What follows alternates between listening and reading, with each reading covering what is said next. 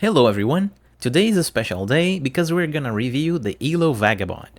And this is a special review because I worked on this product.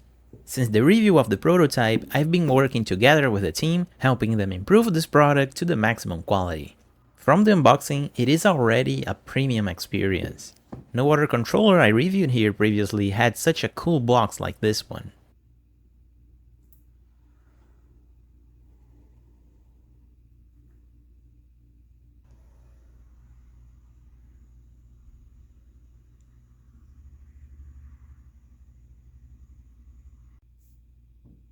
This card is a quick start guide. The QR code takes you to the App Store.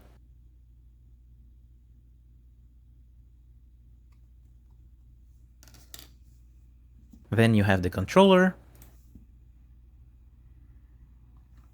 and this section of the box comes out. Here you have all of the case adapters.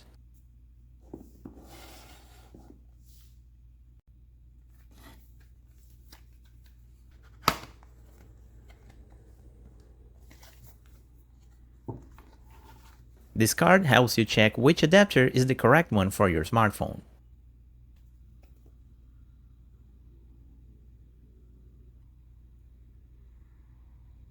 And here's the product manual.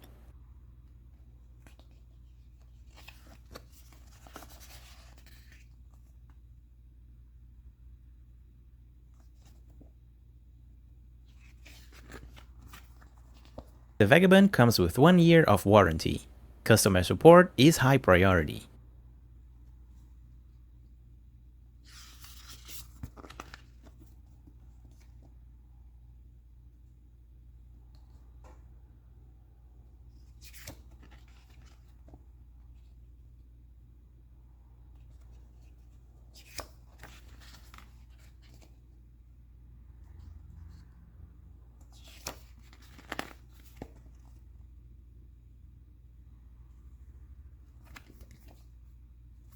And we can already see a few differences on the controller.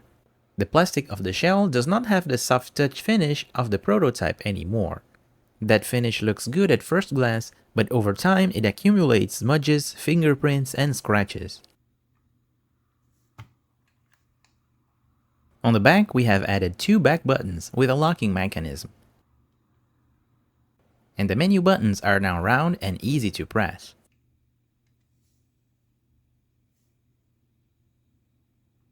The headphone jack and the charging port were moved to the center of the controller. On the prototype, they were located on the edge of the grips. And now the USB connector is flexible. In the prototype it was fixed, and it was very problematic because it could end up breaking your phone or the controller itself.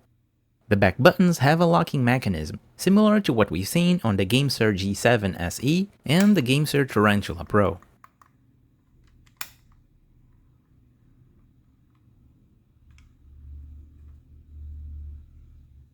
The triggers have increased in size, making them much more countable than what we had before. And the face buttons are slightly more close together. The face buttons have mechanical switches, and they don't sync flush with the shell.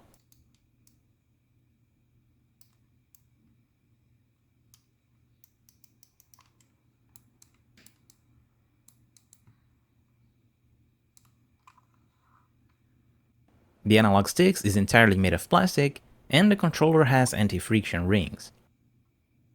The D-pad also uses mechanical switches, and it has a nice pivot in the center.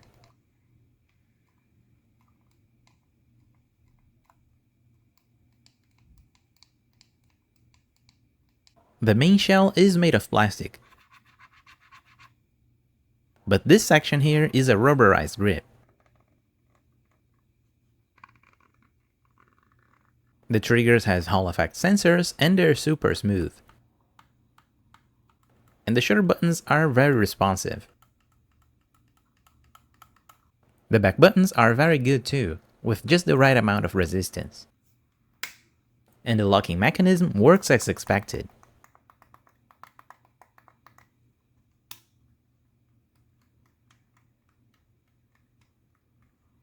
The opening mechanism has improved, and it works very smoothly. It can fit devices with up to 204mm in length, and that includes the iPad mini. When opened, the amount of flags have been reduced.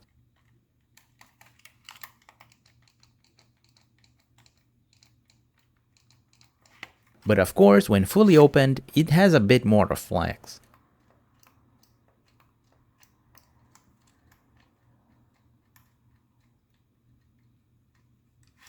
Here's the comparison with other controllers I've tested before.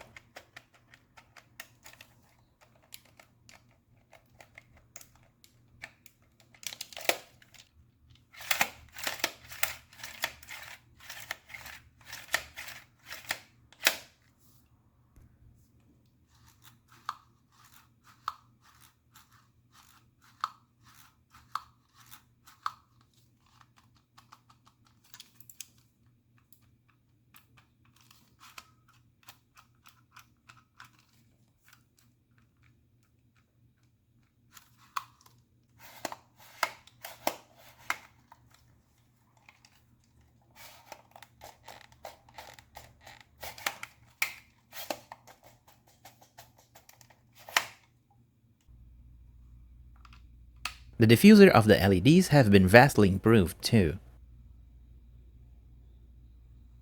And there's minimum light bleed.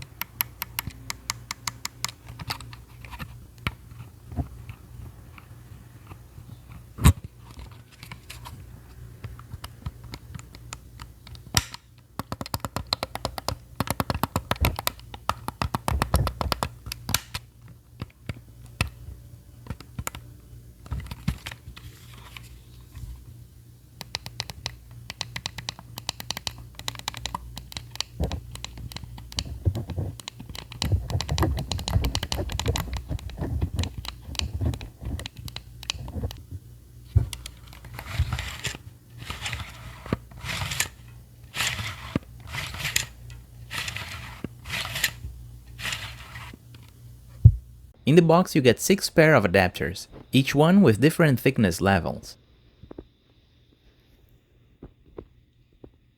To help you select the correct adapter, you should insert your phone on this card.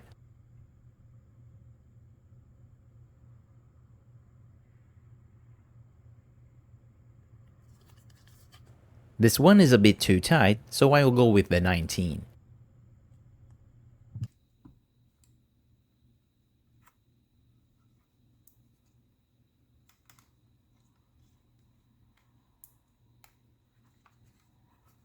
The adapters fit tightly in the shell, and after inserted, it's nearly impossible to remove them by accident.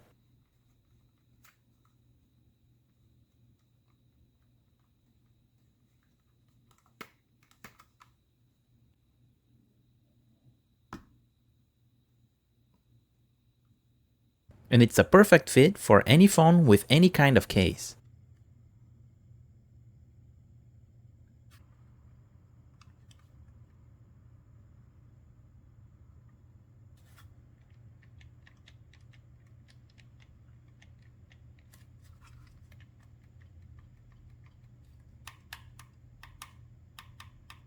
Testing the D-pad, you cannot hit the diagonals by pressing only on one direction.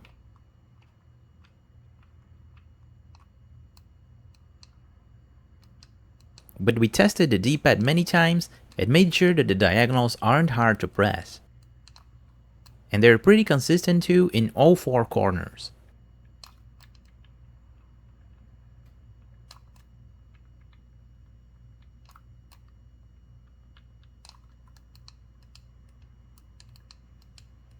This was a problem with the GameSir G8 Galileo where the diagonals weren't consistent at all.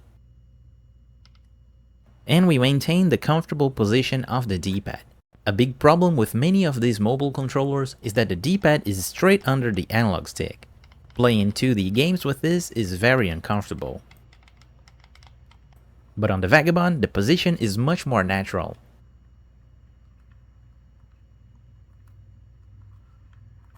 The charging port works with slow charge, which is ideal because you don't want to overheat your phone.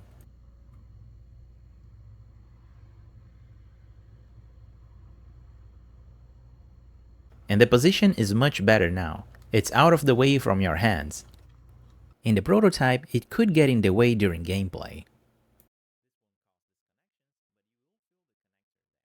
And the headphone jack has been moved to a better position too. The Vagabond uses the Unleashed app. When you connect the phone, the Unleashed app will launch automatically. And from here, you can quickly browse something and start playing.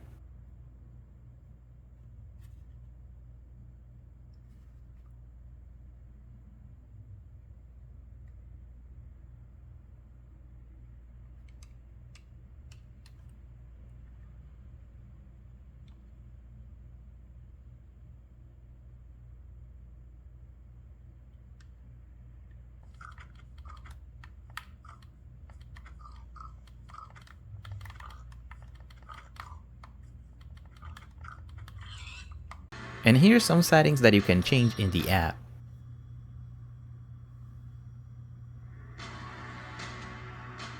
On the calibration screen, you can check the analog sticks and triggers.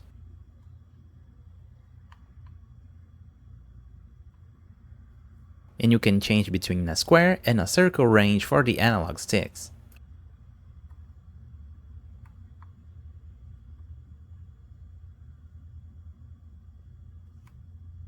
This axis lock option adds a small amount of cardinal snapping. The sticks has a small amount of dead zones. That will be improved in future updates. But there are no cardinal snapping, and the circularity is perfect. And here's how it behaves with the cardinal snapping and square range enabled.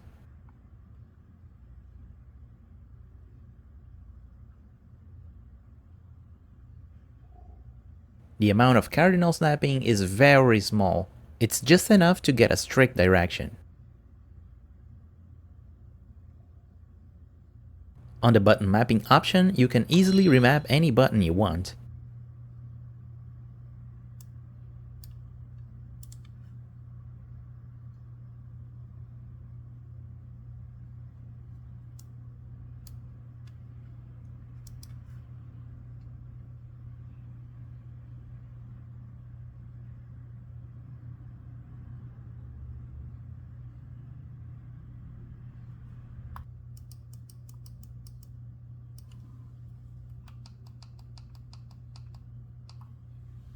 And there will be a touch mapping function to play touch-based games. It will be updated soon and I will make a new video when that happens. The Vagabond is compatible with the Xbox Cloud Gaming and PlayStation Remote Play out of the box. There's no need to switch modes or perform button combinations.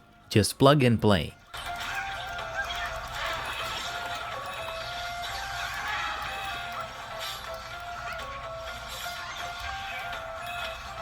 And it's fully compatible with games like Call of Duty Mobile too.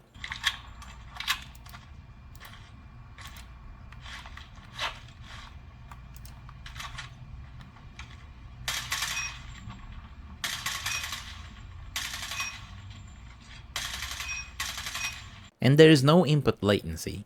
Here's a comparison with the GameSir G8.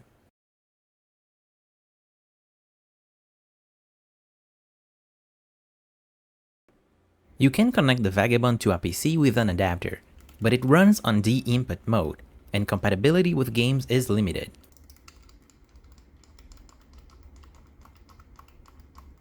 Moving to the teardown, to disassemble the Vagabond, you'll have to remove a thin layer of plastic in the center. And you have to remove all the screws in the back too. I suggest using a hairdryer to soften the glue on these adhesives. Removing the screw and opening one side, we can see the internal construction.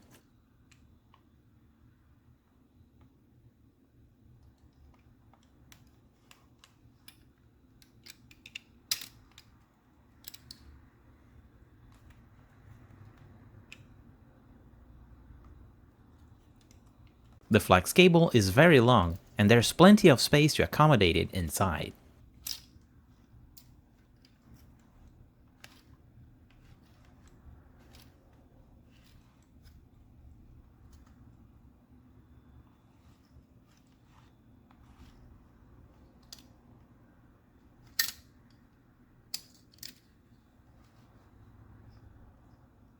Here we can see the mechanism that locks the back buttons.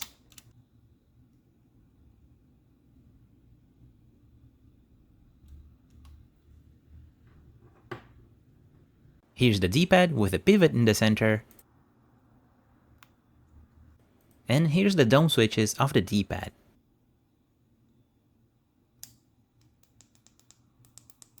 The triggers have a metal pivot for long durability. And it uses K-Silver Hall effect modules.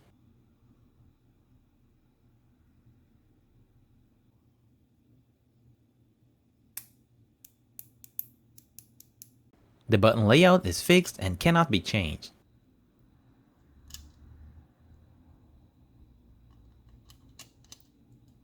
And here's a look at the flexible USB Type-C.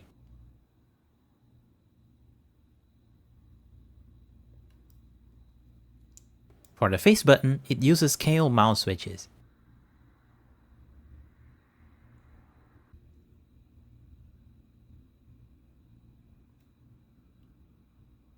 And be aware that if you disassemble this controller, it will be hard to assemble it back perfectly. You can stick the plastic parts again, but it will have some bubbles and some deformations. And for my final thoughts, the Elo Vagabond is the best smartphone controller in the market right now. It is definitely expensive, but it has 1 year of warranty, and it uses mechanical switches for all buttons, including face buttons and D-pad. Other controllers uses membrane buttons, which cost less and helps them keep the controller price down. We made sure that the performance of the analog sticks and D-pad is great too. Compatibility is also good, and we're improving that further. I won't say that the Vagabond is 100% perfect. There are some slight flaws in the build quality, like the small visual imperfection around the back buttons. And the stick cap has a small visual seam in the rubber. But again, this is our first product. Elo aims to become the best controller brand in the market, and to get there, it takes a bit of time. We take customer feedback very importantly, and you will see future updates here in the channel. Finally, by clicking the link in the description, you can get an exclusive discount code. The code will be applied automatically, so you just need to proceed to the checkout. And that's it for today's video. As always, thanks for watching, and I'll see you next time.